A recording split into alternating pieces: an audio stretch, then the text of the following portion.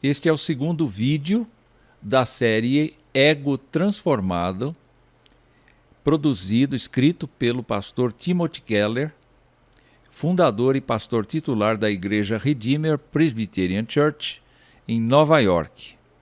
Keller é um autor muito conhecido no Brasil, várias obras publicadas aqui por várias editoras, e ele então escreveu este pequeno livro chamado Ego Transformado, que tem como objetivo apresentar a humildade que brota do Evangelho e traz a verdadeira alegria para o ego do cristão. E no primeiro vídeo que fizemos uma introdução a esta obra e presumimos que Timothy Keller escreveu este pequeno livro a partir de um sermão que fez ou talvez de uma palestra que proferiu.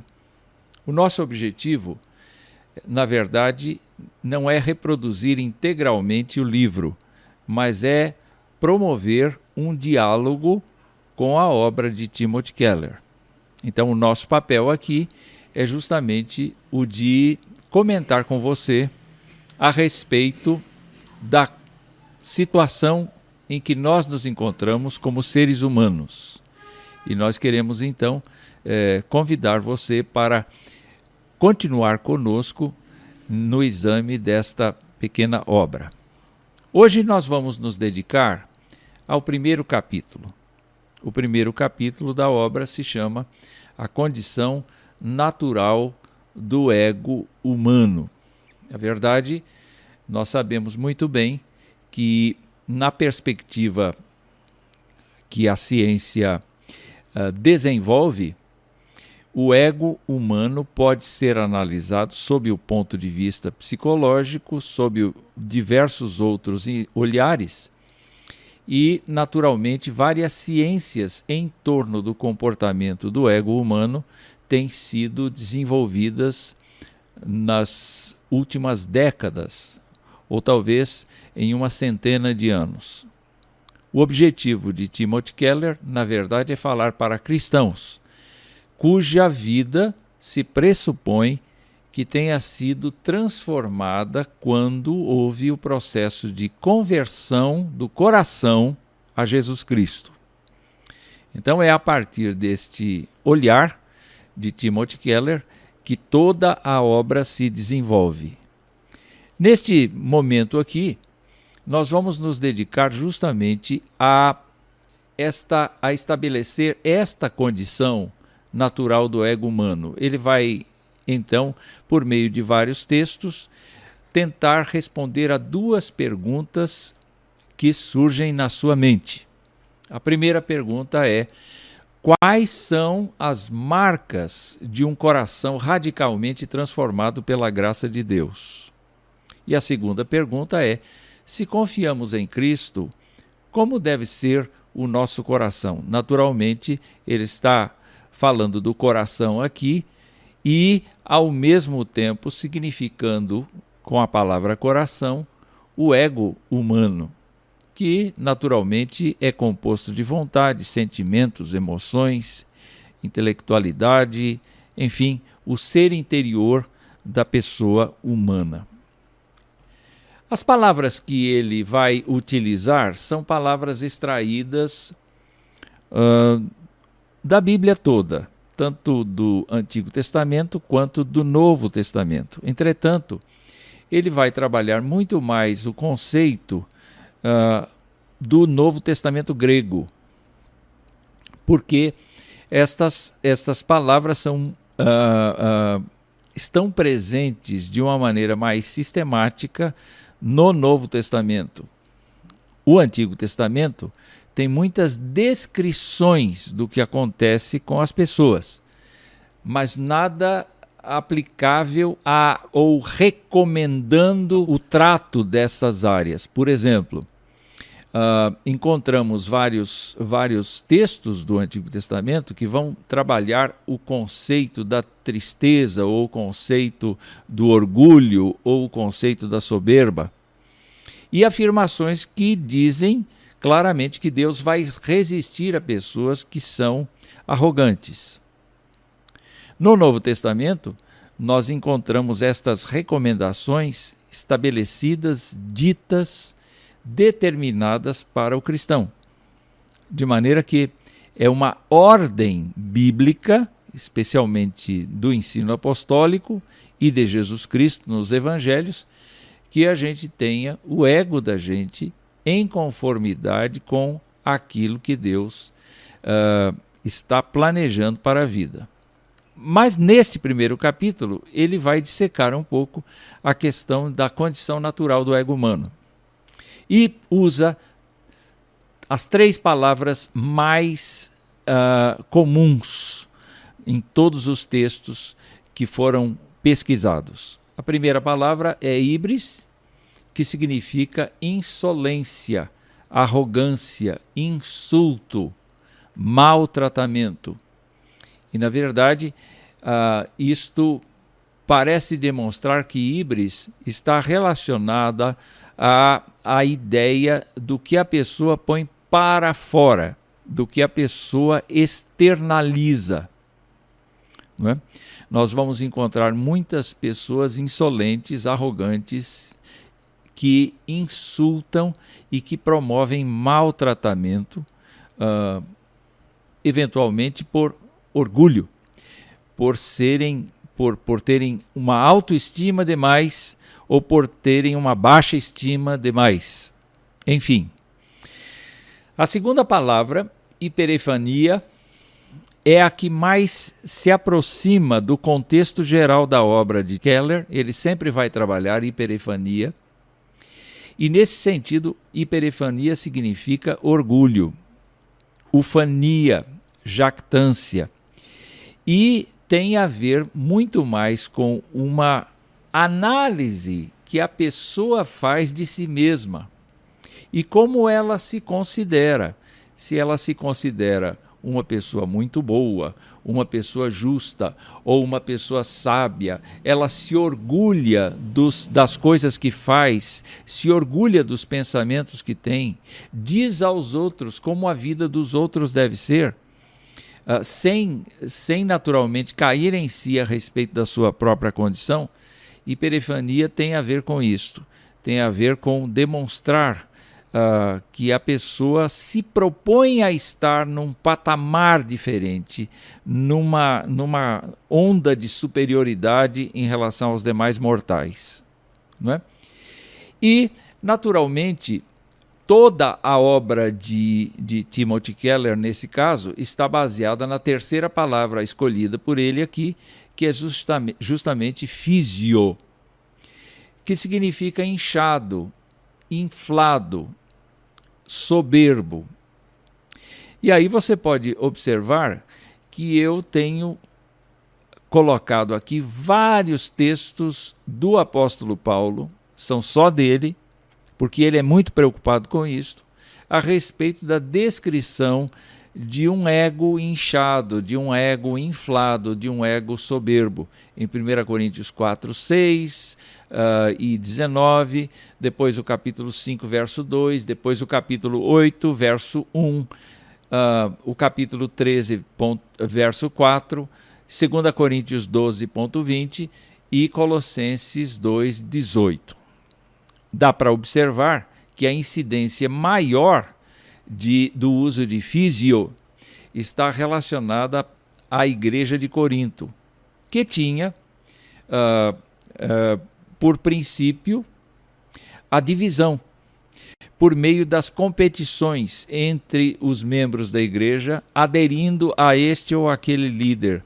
E com isto, então, fazendo com que a igreja toda fosse subestimada, enquanto que o seu grupo era superestimado.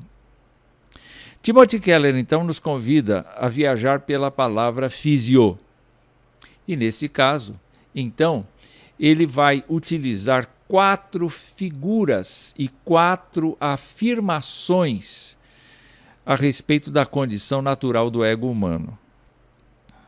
Você pode ver aí na nossa tela uma pessoa que tem o ego inchado, inflado ou soberbo, não é? É uma pessoa vazia de Deus, é uma pessoa que tem um ego dolorido, que tem um ego atarefado e que tem um ego frágil. No decorrer do restante do vídeo, nós vamos trabalhar essas 4 áreas. Em primeiro lugar, a questão de vazio de Deus. Olhe só o que diz o Salmo 53, versos 2 e 3. O salmista está descrevendo a atitude de Deus em relação aos seres humanos. E escreve assim: Deus olha dos céus para toda a humanidade, portanto, para mim, para você e para todo mundo, para ver se alguém é sábio. Se alguém é sábio no critério dele, não no nosso critério. Ou se alguém busca a Deus. E a constatação é: todos, porém, se desviaram, todos se corromperam. Ninguém faz o bem, nenhum sequer. Ainda que nós possamos contabilizar boas obras, boas ações, coisas que o nosso ego se orgulha, na verdade, aos olhos de Deus, não existe pessoa que faça alguma coisa de per si que tenha valor para Deus, a não ser que Deus tenha pedido aquilo, desejado aquilo, mandado fazer aquilo. Então, o próprio Deus capacita as pessoas para fazer. O apóstolo Paulo dizia: a nossa suficiência vem de Deus. Para o cristão, é um fato reconhecido que ainda que ele tenha a mobilidade, que ainda ele tenha a capacidade de fazer alguma coisa, ele na verdade sabe que a coisa que ele faz só tem sentido para a posteridade, para a eternidade, quando feita em Deus, por meio da graça de Deus. Mas o apóstolo ainda comenta aqui uma coisa importante que denuncia esse esvaziamento de Deus dentro do ego humano, dentro do físio. O homem natural, quer dizer, a pessoa não convertida, o homem natural não aceita as verdades do Espírito de Deus, elas lhe parecem loucura e ele não consegue entendê-las, pois apenas quem é espiritual consegue avaliar corretamente o que diz o Espírito. Quando o apóstolo fala que somente a pessoa espiritual consegue avaliar, alguém pode pretender dizer: eu sou espiritual, eu sou uma pessoa espiritual. O que é ser uma pessoa espiritual no conceito de Paulo? A pessoa espiritual no conceito de Paulo é ser uma pessoa convertida pelo Espírito Santo de Deus. Não é uma pessoa, um gênio, não é uma pessoa de intelecto avançado, de conhecimentos fartos, de riquezas. É uma pessoa transformada pelo Evangelho. Somente uma pessoa transformada pelo Evangelho é que consegue avaliar corretamente o que é que o Espírito Santo de Deus diz, enquanto que as demais pessoas não convertidas ainda não têm a mínima chance de compreender espiritualmente, porque o discernimento é espiritual, as coisas que acontecem. Então, naturalmente, Timothy Keller vai nos conduzir para a ideia de que o ego humano está vazio de Deus. O ego humano necessita de ajuda. E não pode se presumir, realmente não pode se presumir que seja dono da verdade ou que seja o dono da razão. Olha o que ele escreve na página 17 do seu livro. Orgulho espiritual é a ilusão de que temos competência, sem Deus, para conduzir a vida, desenvolver nosso próprio senso de valor pessoal e descobrir um propósito grande o bastante para dar sentido à vida. Quantas vezes nós lemos nas Escrituras que os heróis da fé tiveram momentos como este aqui, imaginando que sem Deus eles poderiam agir com competência de modo a agradar a Deus. Olhe, nenhuma pessoa neste planeta, durante toda a história humana, vai agradar a Deus se não houver esta sujeição a Deus e uma pessoa deixar de presumir que a sua condição é uma condição que necessita verdadeiramente deste encontro com o Espírito Santo de Deus que a gente leu na tela anterior. E Timothy Keller, então, continua o pensamento da página 17 dizendo assim: se tentarmos colocar qualquer coisa no lugar reservado originariamente a Deus, vai sobrar muito espaço. Tudo que colocarmos ficará chacoalhando lá dentro. Por quê? Porque o objetivo de Deus ao entrar na vida de uma pessoa é preenchê-la totalmente. Se nós eliminamos Deus da pessoa, sobram apenas as impressões da própria pessoa.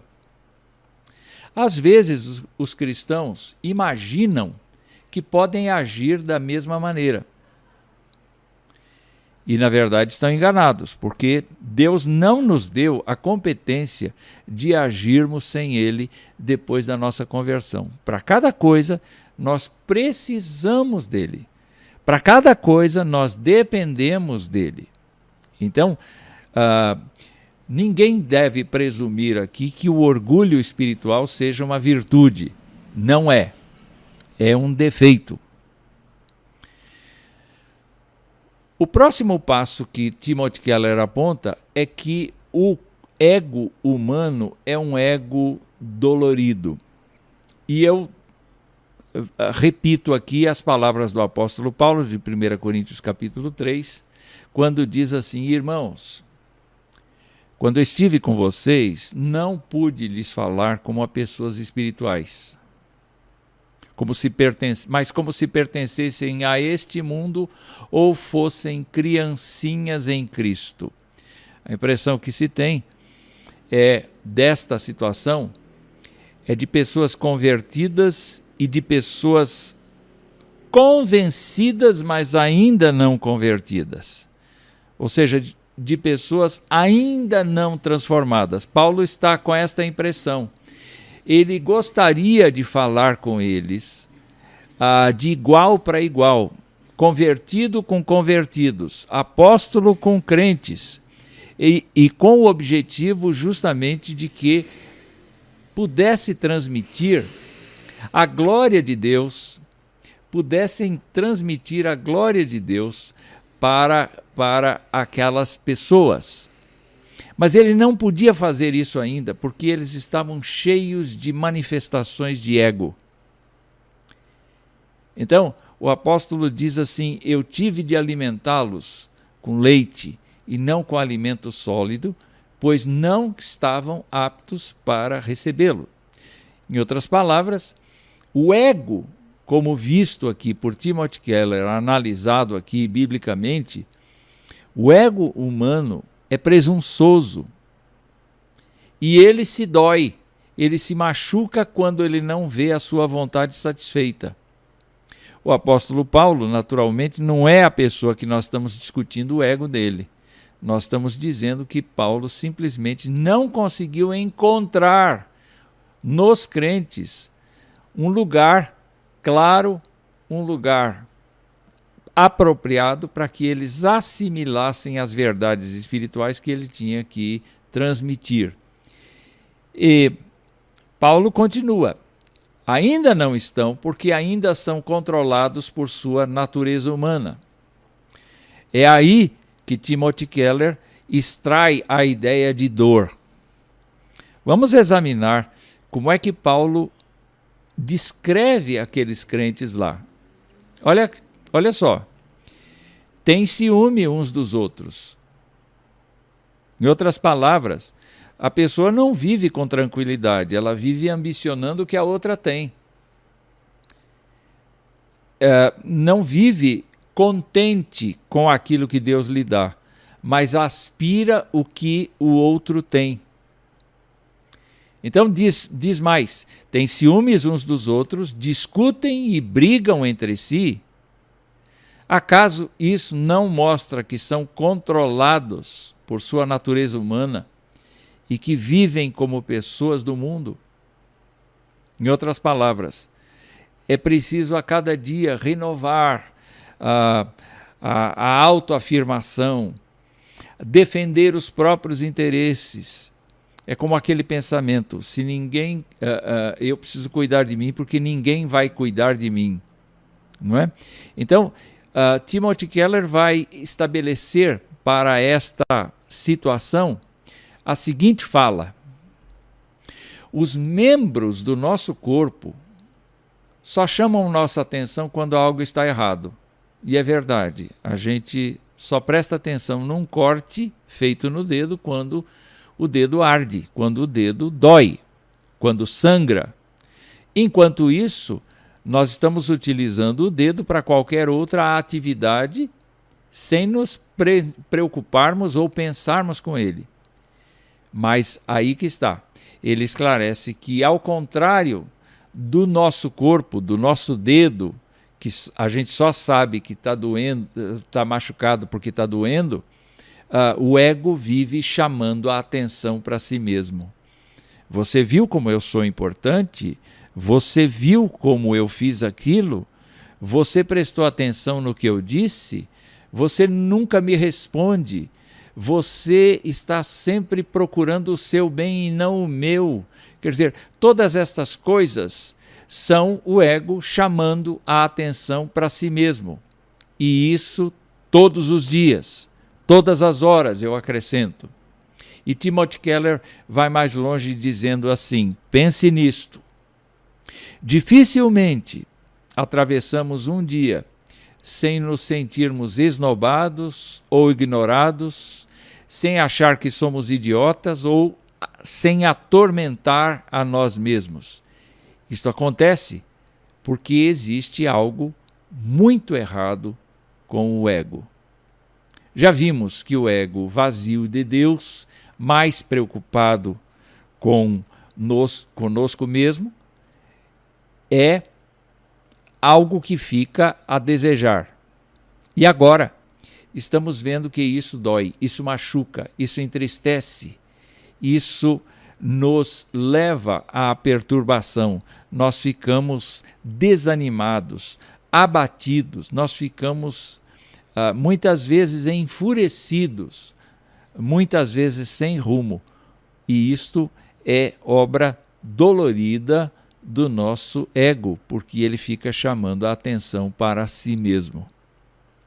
A terceira condição natural do ego humano que Timothy Keller aborda é o coração atarefado. O apóstolo Paulo, escrevendo aos Colossenses, disse coisas importantes a respeito de como um cristão deve tratar das questões do ego. E quando falo das questões do ego, naturalmente eu estou me referindo à busca da santidade. Porque a busca da santidade vai exatamente na contramão da gente alimentar o ego. É assim, toda vez que a gente alimenta a nossa santificação, o nosso ego é esvaziado daquele sentido vazio e daquele sentido dolorido. Então, para dizer da questão das tarefas do ego, da condição natural dele, nós temos que ler Colossenses 3. E diz assim: façam morrer as coisas pecaminosas e terrenas que estão dentro de vocês. Fiquem longe da imoralidade sexual, da impureza, da paixão sensual, dos desejos maus e da ganância, que é a idolatria. Agora é o momento de se livrarem da ira, da raiva, da maldade, da maledicência e da linguagem obscena. Ele não está falando para um criminoso preso numa prisão. Ele está falando para cristãos, gente como a gente que vai à igreja, gente que canta hinos e cânticos espirituais, gente que lê a Bíblia, que faz oração. E ele demonstra, por esta fala, que o processo de santificação é muito relacionado, sim, a nós desfazermos de coisas que vivem batalhando dentro de nós mesmos. Veja só, muitas vezes nós estamos envolvidos com questões que ninguém mais sabe. Questões de impureza, questões de paixão sexual, questão de desejos maus. O nosso ego, todos os dias, naturalmente, por causa da nossa falibilidade, do nosso pecado, da nossa natureza com tendência para a maldade, todos os dias ele procura justamente nos nutrir com estas coisas. E também nos nutrir com ira, com raiva, com maldade, com maledicência, com fofoca, com linguagem obscena, porque, afinal de contas, nós queremos nos libertar do processo de santidade muitas vezes. Isso aconteceu com vários personagens bíblicos que, num instante de fraqueza, deixaram seu ego mostrar toda a sua volúpia, toda a sua tarefa, não é? Então, Paulo, prosseguindo um pouco mais, diz o que a gente deve fazer para que o ego deixe de ser atarefado nas coisas que não agradam a Deus. Ele diz: visto que Deus os escolheu para ser seu povo santo e amado, revistam-se de compaixão, bondade, humildade, mansidão e paciência. Vocês podem observar que todas estas coisas que estão aí relacionadas em Colossenses 3 são as mesmas encontradas no fruto do Espírito de Gálatas. Gálatas capítulo 5. E o que nós encontramos ali é justamente uma ação renovadora do Espírito Santo no nosso ego, substituindo paixão, desejo mau, ganância, por compaixão, por bondade, por humildade, por mansidão e por paciência. Tudo isso tem a ver com o relacionamento com as outras pessoas. E a tese de Timothy Keller é: uma pessoa sem Jesus Cristo, uma condição natural do ego humano é dela ser egoísta, egocêntrica, dela fazer o mundo girar em torno de si. Quando a pessoa encontra Jesus Cristo como Senhor e Salvador, o centro não é ela mais, é Jesus Cristo. E todas as pessoas que estão envolvidas com Jesus Cristo agora estão alinhadas entre si, de maneira que é necessário a gente repartir não apenas o amor fraternal, mas uma porção de esforços que o nosso ego precisa assimilar a fim de que a gente não seja encontrado orgulhoso, nem soberbo, nem jactancioso. De novo, eu apelo para Timothy Keller, na página 19, quando ele diz assim: na tentativa de preencher o vazio e lidar com o seu desconforto, o ego vive se comparando com as outras pessoas e faz isso o tempo todo. É mesmo. Muitas vezes nós saímos de algum lugar, acabamos de realizar alguma coisa e o nosso ego já está procurando saber como é que nós fomos, qual é a avaliação que temos, o que a gente pode melhorar, o que a gente não precisava ter feito, e é uma porção de outras coisas.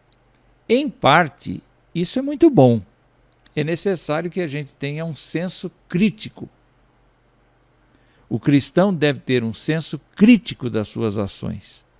Entretanto, essa comparação com as pessoas, a gente precisa esquecer. Porque diante de Deus, nós somos únicos. Cada um de nós é único. Cada um de nós é perdoado, cada um de nós é lavado, cada um de nós é sustentado pela graça divina. Cada um de nós precisa, sim, se entender com Deus diretamente. Então, nada de comparação com os outros. Isso é coisa de um ego menino, de um ego infantil. Ele continua na página 20, o autor Keller, dizendo: competitividade é o que se acha no âmago do orgulho.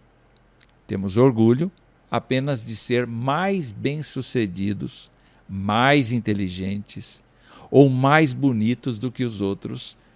E quando encontramos alguém mais bem-sucedido, mais inteligente e mais bonito do que nós, o que tínhamos perde a graça. Você pode rever a sua vida e ver que talvez algum dia isso tenha acontecido com você. Né? E Timothy Keller explica, isso acontece porque nós não tínhamos alegria verdadeira nestas coisas, tínhamos apenas orgulho delas. Então, eu tenho um belíssimo carro, mas quando aparece alguém com um carro melhor, eu fico frustrado e o meu carro se torna uma porcaria. O que, na verdade, aconteceu, segundo Timothy Keller, é que o meu carro perdeu a graça, perdeu a alegria. Apareceu outro melhor, mais novo, mais moderno, mais bonito. E com isso, então, isso só demonstra que eu estava preocupado em me orgulhar do carro, mas efetivamente eu não gostava dele. Eu só queria mostrá-lo aos outros. A última condição natural do ego humano deste vídeo é a condição frágil. O Salmo 62 vai detectar qual é a condição das pessoas que não têm Deus no coração. Desculpem se eu ofendo alguém. As pessoas são vazias e enganosas. Elas não conseguem manter sua palavra ou seu compromisso diante de Deus. É possível que uma pessoa seja absolutamente correta e consiga cumprir as suas promessas, não é? Mas, efetivamente, o Salmo diz que elas são semelhantes a uma rajada de vento. Você já viu uma rajada de vento? E sabe que uma rajada de vento, com a mesma força que chega, vai embora. Se fosse colocada numa balança, toda a humanidade pesaria menos que um sopro. Ora, o que demonstra isso?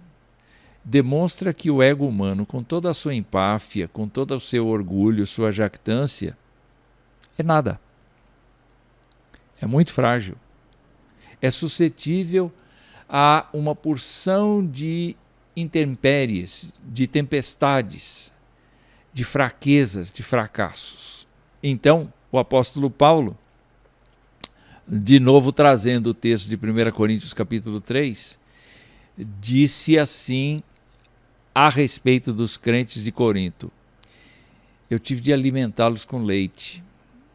Quer dizer, vocês eram tão vazias, tão enganosas, vocês eram pessoas tão preocupadas em defender o seu próprio interesse, que eu tive que alimentar vocês com leite, não com alimento sólido, pois não estavam aptos para recebê-lo. E ainda não estão, porque ainda são controlados por sua natureza humana. Têm ciúmes uns dos outros, discutem e brigam entre si. Acaso isso não mostra que são controlados por sua natureza humana e que vivem como pessoas do mundo? Em outras palavras, Paulo mostra toda a fragilidade deles, mostra toda a dificuldade dos coríntios em viver pensando em Deus, pensando em como abençoar os outros, pensando em como se agradar em Deus. Então, é interessante, Timothy Keller é muito operoso, e ele colheu um depoimento daquela cantora Madonna. E olha o que Madonna escreveu e Timothy Keller registrou no seu livro. O que me impulsiona na vida é o medo de ser medíocre. Esse medo é o que sempre me impele. Venço um de seus ataques e descubro-me como um ser humano especial. Mas logo continuo me sentindo medíocre e desinteressante, a menos que faça outra coisa espetacular. Podem imaginar, então, a fadiga de Madonna em pensar de iniciativas para agradar o seu público e para manter o seu público com fidelidade.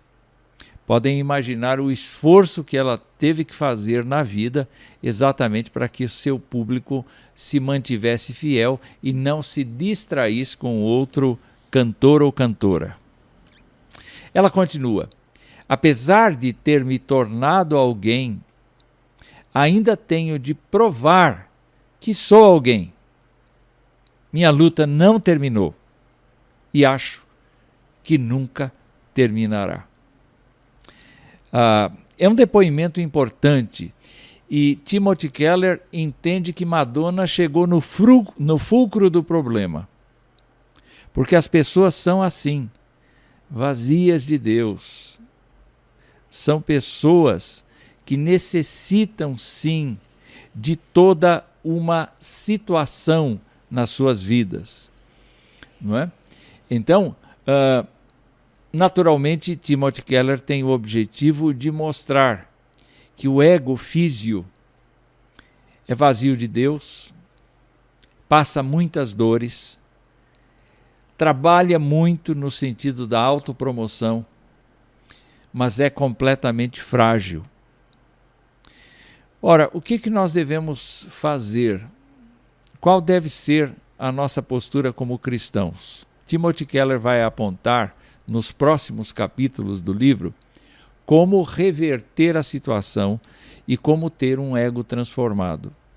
Em síntese, eu posso afirmar a você que quando nós deslocamos os olhos do nosso próprio ego e o colocamos no esforço de fazer a vontade de Deus, quando nós servimos aos outros sem nos preocuparmos com o que devemos pensar a nosso respeito, o nosso ego está começando a ser cheio de Deus, a sofrer menos com dores, a ter menos essa obrigação de trabalhar na luta da nossa sobrevivência pessoal, e ele se torna forte nas mãos de Deus. Até o próximo vídeo.